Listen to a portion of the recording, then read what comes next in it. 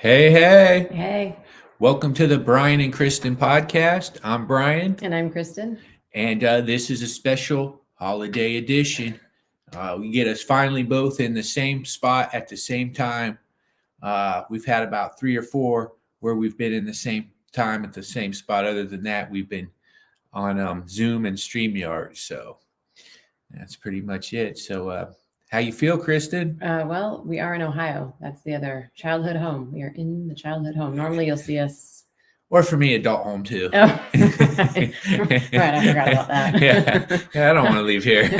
Okay, my childhood home. Yeah, this is my adult home too in childhood. Right. I guess I'm visiting Brian. I Yeah, forgot. yeah.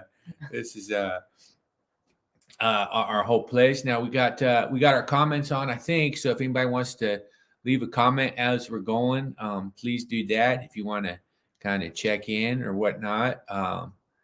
But yeah, I think that should be working. So, what's it like being back home, Kristen? It always feels the same. Feels the same. Pretty much, except it's quiet. I can always get good sleep here because there's no noise. There is no noise here. That's what I love. When coming back from the city to here, it's good. It's peaceful. I think it's the way the world's supposed to be. I mean, you hear birds chirping. Not that you won't hear birds chirping other places, but the sound of sirens and stuff.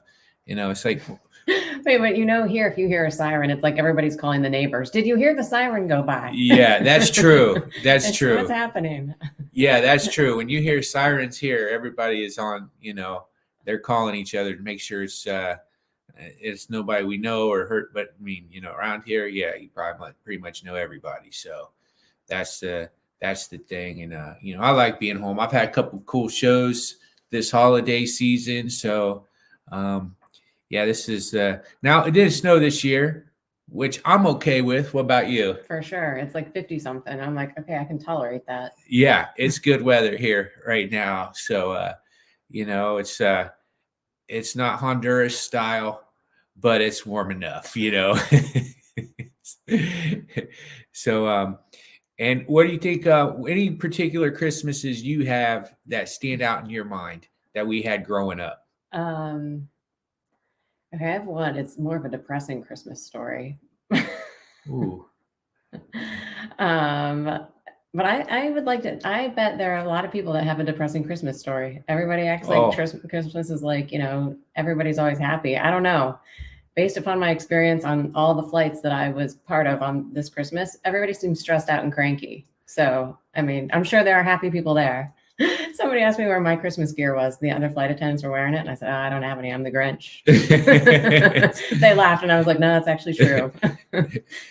Well, Christmas time is very stressful, and it can make people feel like failures, because it's another year around the clock. If they don't feel like their life is where they want it to be, if they're having any kind of financial struggles or whatnot, will probably be pretty tough. So, yeah.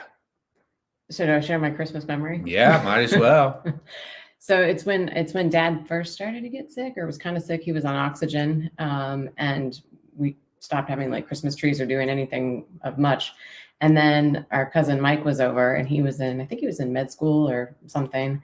And I lit candles because I was like, okay, let me try to be semi-festive. And he was like, what are you trying to do? Are you trying to kill your dad? Because he was on oxygen. And I was like, I never thought, how would I think about that? So even to this day, I was like, boy, I always still feel bad about that Christmas, even though obviously it wasn't intentional. I had no idea. And apparently you don't want to get fire next to an oxygen tank. Yeah. So anyway, I got ridiculed for lighting candles that Christmas. It was already depressing enough. Yeah, he had a good point about that. That's that was pretty tough times around then. What was that, 98 or 99 or? No, it was like 96. 96. Okay. Mm-hmm. Yeah. So he was going to school. Well, at least, hey, it could have been even more depressing if you would have. I guess maybe I should look at it as maybe save Dad's life. Yeah. Yeah. So now I'm curious. I hope that our internet's coming through. Could you see that thing? It coming down. The only problem about out here is there is a slow internet sometimes. So guys, the please. only problem about out here is slow internet. Yeah. So if by chance there's glitches or stuff, please let us know so we can figure this out for the next time. But because I'm watching the thing and it's going, the little bar is going up and then down and up and then down. Okay, anyways, so yeah, well that makes it for a tough time. I guess that would be pretty tough. Let's see. I remember, last Christmas it snowed, so that was kind of tough, and Mom had to take me to the airport, and that was pretty stressful. And then she got in an accident. She got in an accident on the way back. The only day it snowed that whole season, she had to take you to the airport, and then got in an accident. I felt terrible. I almost didn't go to the gig. I wish I wouldn't have, but yeah. So that was that. I remember Christmas being pretty fun. I mean, I remember, I always wanted pro wrestlers. Those, well, you've seen them all. I should have brought them out again. Those they're in my room, but those things are like guest appearances. Friday the wrestlers will be back. Yeah, I should have brought them. Well, how could I have a Christmas without the pro wrestlers? The things, and then and what we usually had it here at my mom's. This house, right? Your house, Brian. Right at my house. Yeah. Sorry. Yeah. Sorry. It's my house. Yeah. Okay. Yeah. So not much has changed for me as far as any of that goes. My life just went full circle. I remember one Christmas that there were like lights or the Trump Tower. There were lights going on outside, and Mom told us that it was the reindeer or Santa or something, and that we needed to hurry up and go to bed. And I remember I ran to bed because they're like, Santa's not going to stop if you don't get in bed. So I went to bed. And what were the lights really? Probably a UFO or something. Nobody has a clue. Yeah, there's definitely UFOs out here for sure. Yeah, so I thought it was Santa and his sled. It was just a UFO flying by. So, yeah, because I remember I would think that too. I would always think Santa was coming because they would put the thing on the news, Santa's here, and the meteorologist would be watching his progress. And then I don't remember that particular part. Maybe she didn't say it to me, or was it? Yeah, who knows? It was always so hard to sleep on Christmas Eve, though, wasn't it? Yeah. It was so hard to sleep. And all I want for Christmas is to sleep in. Yeah, exactly. Exactly. Yeah, Mom, don't wake me up before noon on Christmas. So, I got nothing to add value to today. Just let me sleep. Because I'm trying to think of if we when did we find out Santa wasn't real? That's a big question. When did we find out? I don't even know. I feel like it was at Covington School for me, probably.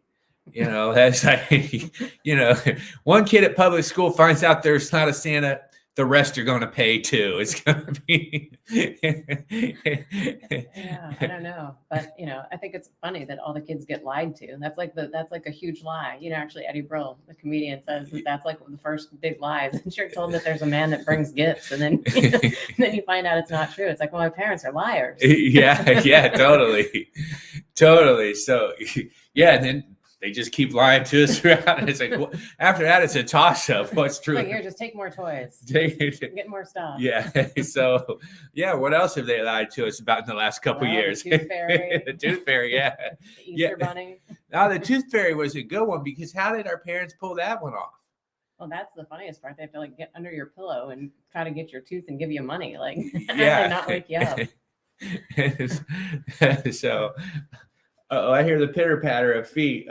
Here's the best Christmas present of all, the dog, Bestie. So, that's I think that the Tooth Fairy would be a tough one to pull off. I mean, you really got to time that right. Otherwise, you could get caught standing above your kid's bed with money in your hand. That's creepy. Are you stealing my money from the Tooth Fairy? Somebody, I forget where I was. Somebody said that, I don't know, one of their relatives was trying to give the kid, they lost the tooth at this relative's house and trying to give him $20 from the Tooth Fairy. And the parents were like, don't give him that much. That's the highest standard. I have to keep giving it $20. Yeah. That's a little much. We got quarters. I don't know if we would get $1 or what, but some of those teeth were painful coming out. I do remember that. So it was worth it. But Easter Bunny, I don't really remember the Easter. We'd get chocolate and stuff. Easter basket. Easter basket. Yeah, Easter basket.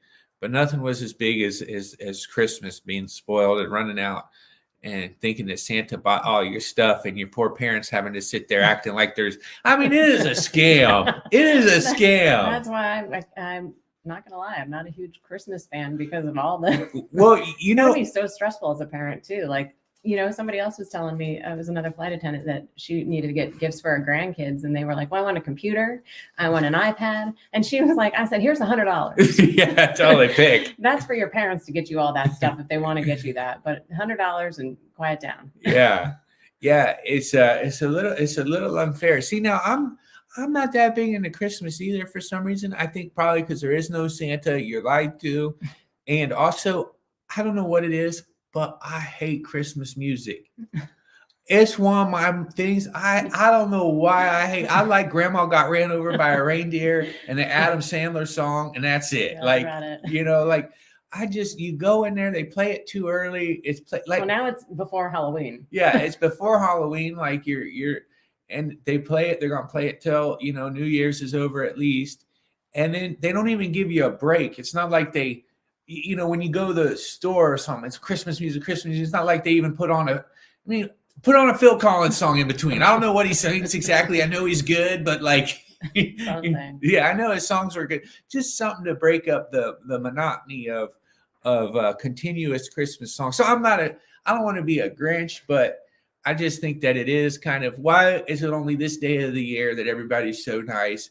But really they're not nice, because then they got to go to the mall. They beep at each other. They yell at each other. They fight over a parking spot, and then they put on their and then it's over. And then their credit card bill comes, and they're like, "Oh my god!" Yes, they gotta do all that. Now, I did used to enjoy as kids though the Christmas lights in Ludlow Falls, which they don't have anymore. Do you remember those? Yes, those were great because the falls was right there, and they decorated them, and I'm sure. We probably lost a couple people to being electrocuted, but it was well worth it because it was cool as a kid. Those families have a wonderful memory of Christmas. Yeah, so I do have a uplifting Christmas story. Okay, that's good. Redeem myself here at the 12-minute mark. Yeah. So Dad would plant trees in the yard that were going to later become Christmas trees. So we would dig up those trees and bring them in. So they were still living. We never cut them down. They still had all the roots on them. And then we would replant them. And so they've been replanted out in the front part of our yard. So we actually have probably 5 or 6 really large Christmas trees in our yard that were from when we grew up. Now that is a really good. That was a good tradition. That was a great tradition. Actually, we should start it again, but I don't know if I want to plant trees, but I do. I don't want to. Just at least I know how to plant a tree, unlike AOC. So we almost made it 13 minutes. Okay. Even the Christmas edition. I know I was trying real hard not to get political. There was a couple of things earlier I wanted to say, but I held back. But yeah, that was one of the best, because we're looking at, one of those is right out there. I think one of them was Peter's tree. Yeah. But then out in the front, it's real nice too, because the trees, they block you in case your car runs off towards the pond. They'll be blocked by the big trees now. That's probably really why Dad put them there. Yeah, like a line of defense. But it is we should bring that tradition back, because that was a good one. Planting a real Christmas tree, because it is sad. All those Christmas trees I remember driving through LA when I was living there, and I would drive by, and all these people had these dead Christmas trees. These environmentalists out there screaming global warming. They're the ones that had the trees knocked down. Pointless. I mean, I think that the fake Christmas tree, you can put up those are, at least you're not. But it's like I think that was probably the best Christmas tradition we had for sure, was getting a live Christmas tree, having it in the house, and then going back out and planting it. And now these things are like 30 feet tall. I bet Dad probably thought it was the worst tradition when he had to plant it, though. Yeah. He was always like, "Oh yeah, I got to get that planted." I remember going outside with him, not really doing much, but being out there a couple times. And we're going to leave you in charge of that tradition. Yeah. Okay. Yeah, I want to bring that tradition back. There's a lot. Well, I still got my apple tree out there that the deers ate up, so I got to start doing that. But so that's some good Christmas traditions, and we saved episode 25 for Christmas. Well, the day after Christmas, technically. We were going to do this yesterday on Christmas, but neither one of us had the energy. Yeah, no, I flew in yesterday, and I don't know what you did. Well, I just waited for you to fly in. He picked me up at the airport in Columbus. Yeah. So, yeah. So that was it. But hey, thanks everybody for watching. Merry Christmas and Happy New Year. We'll do the New Year's edition right after 2020, 2022, 2023, Do not bring 2020 back. I can't quit thinking about that stupid year. Every time I say 2000, I say 2020, 20. I always, that year's like stuck in my head, man. I wish it would just, anyways. So it'll be the Merry Christmas, TJ. And so thank you guys. And we'll see you on the new one. Love you too, Pamela. Thank you for tuning in. See you next time. Bye.